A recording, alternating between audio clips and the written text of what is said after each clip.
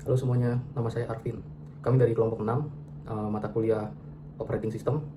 Dan di video kali ini, saya dan kelompok saya akan demonstrasikan bagaimana cara instalasi operating system. Dilanjutkan dengan modifikasi kernel untuk integrasikan sistem call custom. Dan diakhiri dengan penjelasan mengenai program fungsinya.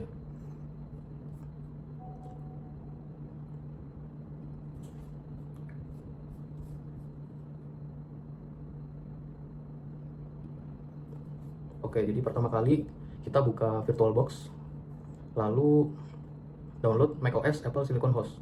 Device kali ini kita menggunakan Mac ya. Nah, karena ini kita sudah download, ini kita hapus saja. Kita cancel. Setelah itu kita download VirtualBox Extension Pack. Klik yang bagian accept and download. Nah, karena kita udah download, ini di cancel aja.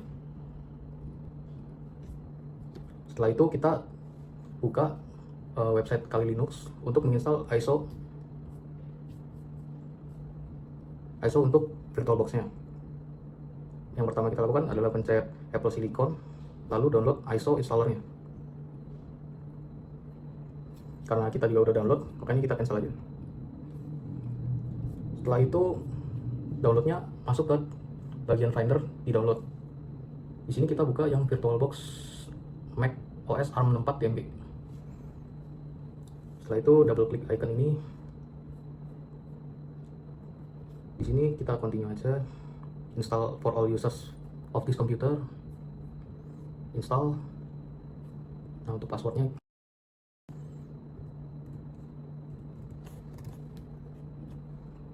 nah, lalu kita pencet install.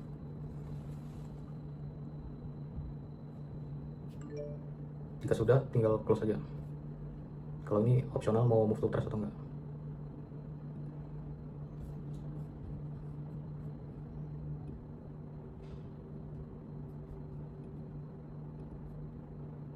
Nah, kalau VirtualBox-nya sudah selesai, harusnya sudah muncul di application.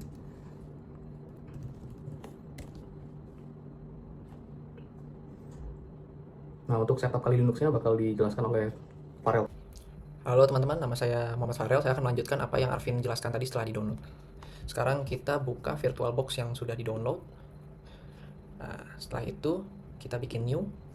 Misalkan kita mau tulis, misalkan tugas operating system. Untuk VM foldernya udah saya taruh di sini. Untuk ISO-nya kita pilih dulu di other. Dan kita pilih Kali Linux yang sudah kita download tadi ISO-nya. Kita open. Kita setup juga untuk versi OS-nya itu di Linux, dan versinya itu kita pakai Debian, dan OS versionnya kita pakai Debian ARM 64 bit. Jangan lupa setting storage minimal 50 GB ya guys. Oke, kita langsung finish. Nah, dan kita setup dulu nih sebelum kita mau nge-power on sistem VirtualBox-nya. Untuk OS-nya kita pakai Linux, OS distribution-nya kita pakai Debian, OS version-nya juga pakai Debian ARM 64 bit, sudah kita setup. Untuk base memorinya saya di sini pakai 2 GB. Relat. Di sini memori disarankan menggunakan di atas 4 GB. Untuk prosesor CPU saya di sini pakai 4. Udah cukup untuk itu. Kita lanjut lagi ke bawah. Untuk video memori saya maksimalkan. Untuk grafik kontrolnya pakai VMS VGA. Nah, untuk storage-nya kita klik yang tugas operating system. Setelah itu kita cek semuanya. Pokoknya tidak ada ubahan lagi yang di bawah-bawah, langsung kita okekan saja. Langsung kita pencet start.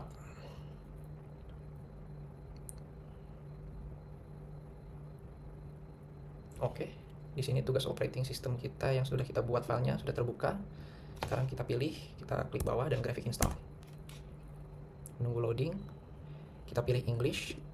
Kita pilih United States. Terus kita pilih American English. Dan menunggu di download sebentar. Mungkin agak memakan waktu ya untuk mendownloadnya. Di sini kita namain misalkan hostname-nya yaitu saya Muhammad Farel. Setelah kita kasih nama, kita continue. Apa ini? Oh, ternyata tidak bisa pakai uppercase dan lowercase. Oke, kita ubah berarti. Misalkan nama kita pakai nama kelompok deh. Kita nama kelompok 6. Kita continue. Domain name-nya untuk domain kita pakai kelompok 6 aja deh. Kita continue. Nah, ini full name for new user. Kita kasih nama Muhammad Farel, nama saya saja. Kita continue. Untuk username pakai nama saya aja, pakai username saya. Farel Ade. Kita continue. Untuk password, saya kasih password saya deh. 00. Dan kita continue. Setelah kita bikin password, kita pilih Eastern. Menunggu di download sebentar. Kita pakai use entire disk, kita continue langsung. Ini juga kita langsung continue. Ini juga all file in one partition, continue. Ini juga kita langsung continue. Ini kita pencet yes. Kita continue. Dan menunggu di install sebentar. Kita ini langsung kita continue. Agak memakan waktu memang untuk mendownload softwarenya. Kita tunggu sebentar sampai dia berhasil mendownload softwarenya.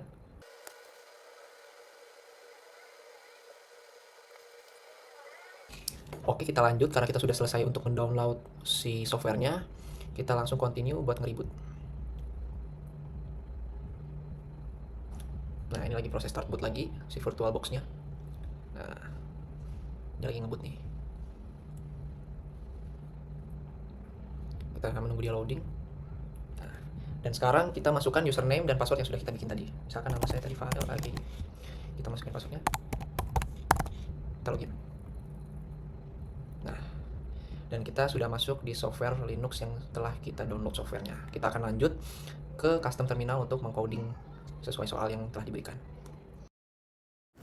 Oke, melanjutkan dari Farel. Sekarang kita masuk ke tahap utama, yaitu mengunduh dan mengompilasi Linux kernel versi terbaru. Pertama, kita pastikan sistem up to date dan memasang semua paket pendukung. Lalu setelah itu kita jalankan perintah sudo apt update, lalu menginstal tools penting seperti Build Essential, Lib and Curses stripdev, Bison, Flex, dan paket lainnya yang wajib ada untuk proses kompilasi kernel. Nah, setelah semua tools terpasang, kita masuk ke folder sumber di user, source, dan mengunduh kode sumber Linux kernel versi 6.8. Langsung dari website resmi kernel.org menggunakan perintah wget. Proses download ini memakan waktu beberapa saat tergantung koneksi internet. Nah, setelah selesai download, kita ekstrak file archive tersebut dengan perintah sudo tar stripxf dan masuk ke dalam folder kernel Linux 6.8 yang baru saja kita ekstrak. Sekarang saya akan menjelaskan tahap paling krusial, yaitu menambahkan custom system call kelompok kita. Langkah pertama, kita buat folder baru bernama AOL_OS di dalam direktori utama kernel. Di dalam folder ini, kita buat file program C bernama ses_aol_os.c menggunakan text editor nano. Nah, di dalam file ini, kita menginclude library dasar kernel dan mendefinisikan sistem call kita dengan fungsi syscall_define0. Kita menggunakan perintah printk agar kernel mencetak pesan hello from kelompok 6 system call berhasil ke dalam log system.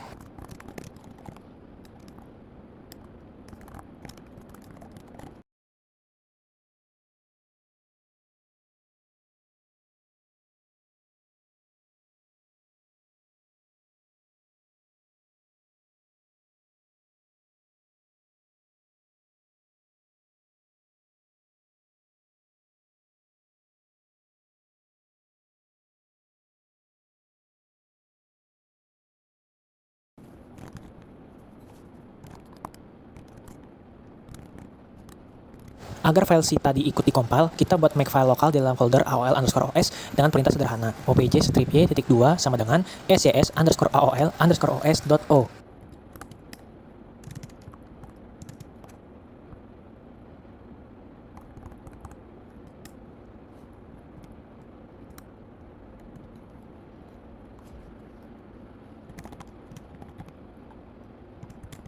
Lalu, kita mendaftarkan direktori AOL_OS ke dalam antrean build kernel. Kita buka make file utama, tekan Ctrl+W untuk mencari baris core Y, dan tambahkan folder AOL_OS ke dalam daftar tersebut. Selanjutnya, setelah programnya dibuat, kita harus mendaftarkan sistem call tersebut agar sistem Linux mengenalinya, karena kita menggunakan arsitektur ARM64 di Mac Silicon. Ada langkah spesifik yang harus kita lakukan.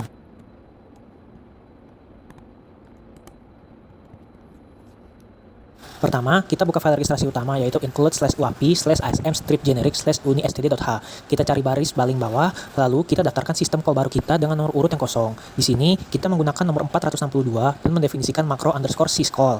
Jangan lupa, kita juga harus mengupdate nilai batas akhir underscore nr underscore syscall dengan menambahkannya satu angka menjadi 463.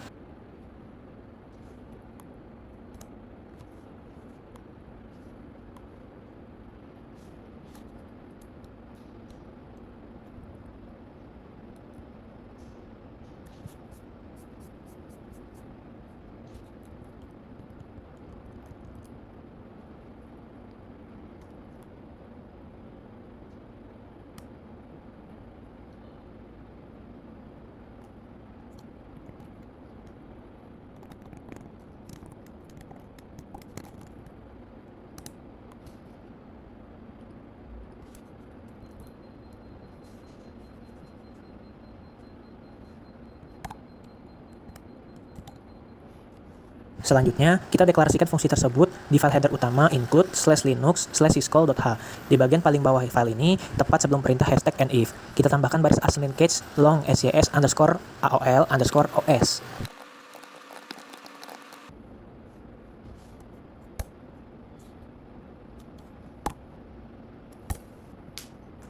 Persiapan code sudah selesai. Sekarang kita siap melakukan kompilasi. Kita mulai dengan menyalin konfigurasi kernel yang sudah ada, lalu menggunakan perintah make alt dev config. Untuk mencegah masalah permission denied saat proses build, kita wajib menonaktifkan fitur trusted keys dan revocation keys menggunakan script konfigurasi bawaan.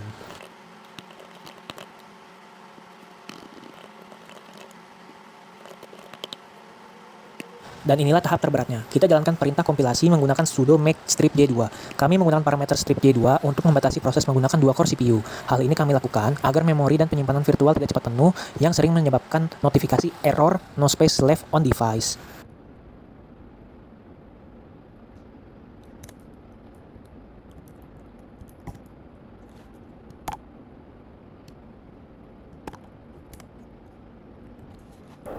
Proses kompilasi kernel ini adalah proses yang sangat memakan waktu, berkisar sekitar antara 1 hingga 2 jam. Oleh karena itu, bagian video ini akan kami percepat.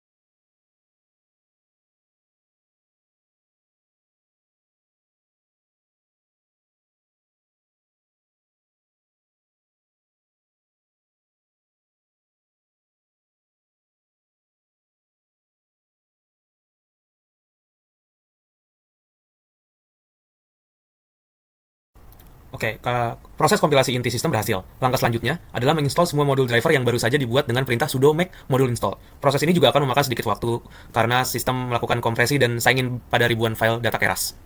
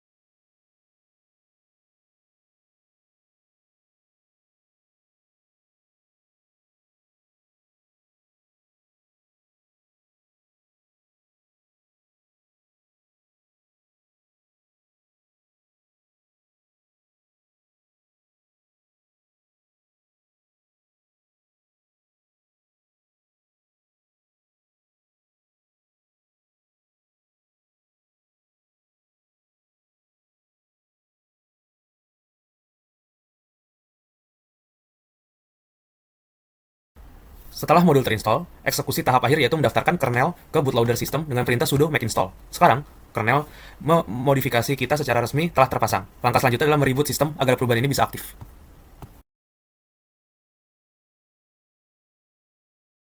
Satu catatan penting, secara default sistem mungkin akan boot ke kernel lama. Saat masuk ke layar GRUB, kita harus masuk ke Advanced Option dan memilih secara manual kernel versi 6.80 yang baru saja kita kompilasi.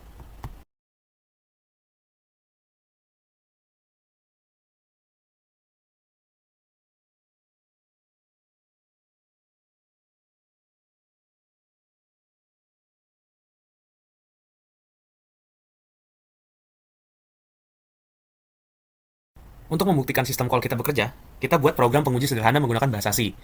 Program ini akan memanggil nomor sistem call kita, yaitu 462, menggunakan perintah syscall standar.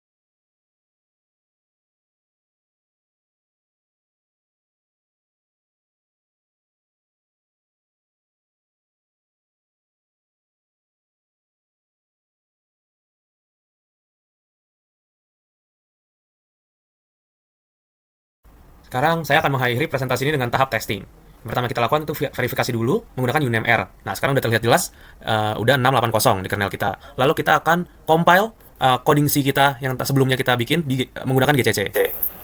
Oke, output sekarang di terminal sudah berhasil. Dan untuk pembuktian final, kita cek clock inti sistem dengan perintah ds message tail. Oke. Dan kita lihat sekarang sudah ada tulisan hello from kelompok 6 system call berhasil. Dengan sukses dalam kernel space. Ini membuktikan bahwa modifikasi kernel Linux ARM 64 kita berjalan 100% sempurna. Terima kasih.